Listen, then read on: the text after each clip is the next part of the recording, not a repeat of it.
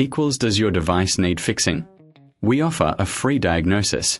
We pick up and deliver right to your door, no calls or travel needed. We send you a quote before repairing, and only go ahead if you approve it.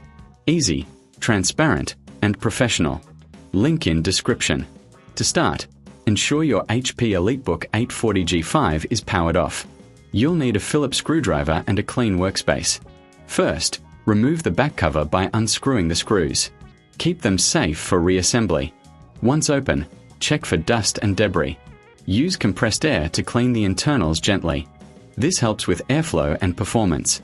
Next, locate the BIOS chip. It's usually near the battery. Before proceeding, ensure your laptop is charged or plugged in. Download the latest BIOS update from the HP website. Transfer it to a USB drive. Insert the USB drive into the laptop. Power on the device and press the F10 key to enter the BIOS setup. Navigate to the Update section. Select the USB drive and follow the prompts to update the BIOS.